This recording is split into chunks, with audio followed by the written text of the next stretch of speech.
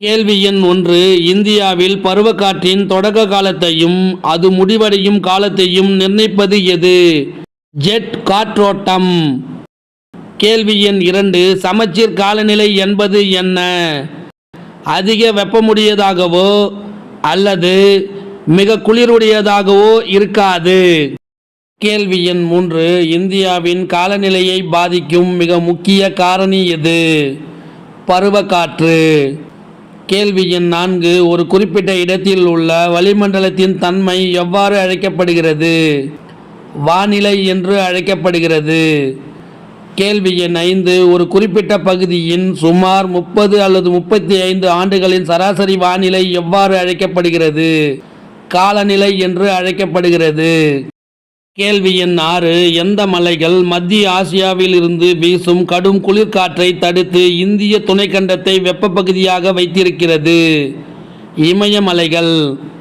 கேள்வி எண் 7. வளிமண்டலத்தின் உயர் அடுக்குகளில் குறுகிய பகுதிகளில் வேகமாக நகரும் காற்றுக்கள் எவ்வாறு அழைக்கப்படுகிறது?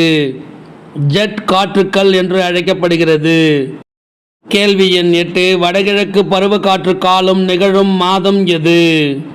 அக்டோபர் முதல் டிசம்பர் வரை.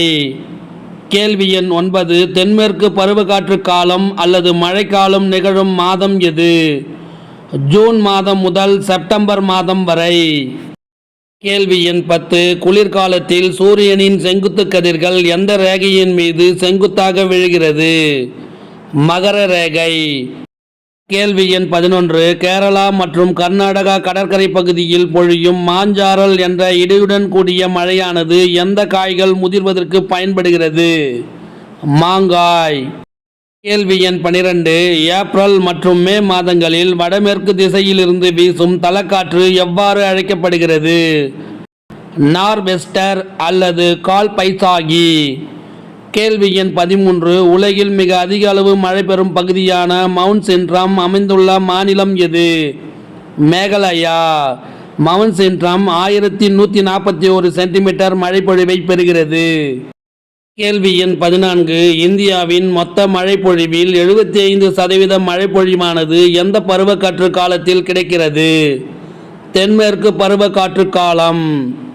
கேள்வி எண் 15. தென்மேற்கு பருவக்காற்று பின்னடையும் பருவக்காற்றாக நிலப்பகுதியிலிருந்து எந்த கடலை நோக்கி வீசுகிறது?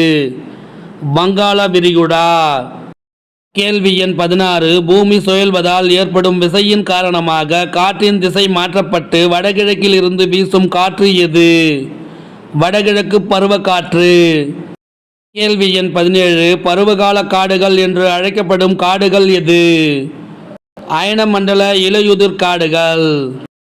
கேள்வி எண் 18. அயனமண்டல பசுமை மாறா காடுகளில் மழைப்பொழிவு எத்தனை சென்டிமீட்டருக்கு அதிகமாக இருக்கும்? 200 சென்டிமீட்டருக்கும் அதிகமாக இருக்கும். கேள்வி எண் 19. ஆண்டுக்கு 50 முதல் 100 சென்டிமீட்டர் வரை மழைப்பொழிவு உள்ள பகுதிகளில் காணப்படும் காடுகள் எவை? அயனமண்டல வறண்ட காடுகள். கேள்வி எண் 20. ஆண்டுக்கு 100 முதல் 200 சென்டிமீட்டர் வரை மழைப்பொழிவு உள்ள பகுதிகளில் காணப்படும் காடுகள் எவை? அயனமண்டல இலையுதிர் காடுகள். கேள்வி எண் 21. அலையத்தி காடுகள், சதுப்பு நில காடுகள், டெல்டா காடுகள் ஆகிய காடுகள் எவ்வாறு அழைக்கப்படுகிறது? மாங்க்ரோவ் காடுகள் என்று அழைக்கப்படுகிறது. கேள்வி எண் 22. 900 முதல் 1800 மீட்டர் உயரம் உள்ள மலைகளில் காணப்படும் மர வகைகள் எவை? சிர்பைன் மரங்கள். கேள்வி எண் 23. 2400 மீட்டருக்கு மேல் உள்ள இமயமலைகளின் உயரமான பகுதியில் காணப்படும் காடுகள் எவை? ஆல்பைன் காடுகள். கேள்வி எண் 24. கங்கை, யமுனை நதி பாயும் பகுதிகளில் குறிப்பாக காதர் பகுதிகளில் காணப்படும் காடுகள் எவை? நதி வனப்பகுதி காடுகள் அல்லது ஆற்றங்கரை காடுகள். கேள்வி எண் 25. இந்திய வனவிலங்கு வாரியம் எந்த ஆண்டு நிறுவப்பட்டது? 1952ஆம் ஆண்டு நிறுவப்பட்டது. கேள்வி எண் 26. இந்திய அரசு வனவிலங்கு பாதுகாப்பு சட்டத்தை எந்த ஆண்டு இயற்றியது? 1972ஆம் ஆண்டு இயற்றியது. கேள்வி எண் 27. இந்திய அரசு ஏற்படுத்திய உயிர்கோள காப்பகங்களின் எண்ணிக்கை எத்தனை? 18. கேள்வி எண் 28 இந்தியாவில் எத்தனை காப்பகங்கள் யுனெஸ்கோவின் மனித மற்றும் உயிர்க்கோள காப்பக திட்டத்தின் கீழ் செயல்படுகிறது? 11. கேள்வி எண் 29 நிலம் மற்றும் கடலோர பகுதிகளில் பாதுகாக்கப்பட்ட சுற்றுச்சூழல் மண்டலம் எவ்வாறு அழைக்கப்படுகிறது? உயிர்க்கோள காப்பகம் என்று அழைக்கப்படுகிறது. கேள்வி எண் 30 எந்த ஆண்டு புலிகள் பாதுகாப்பு திட்டம் தொடங்கப்பட்டது? 1973ஆம் ஆண்டு தொடங்கப்பட்டது. கேள்வி எண் 31 இந்தியாவில் எத்தனை தேசிய பூங்காக்கள் உள்ளது? 102 தேசிய பூங்காக்கள் உள்ளது. கேள்வி எண் 32 ஒரே அளவு மழை பெறும் இடங்களை இணைக்கும் கோடுகள் எவ்வாறு அழைக்கப்படுகிறது? சம மழை கோடுகள் என்று அழைக்கப்படுகிறது.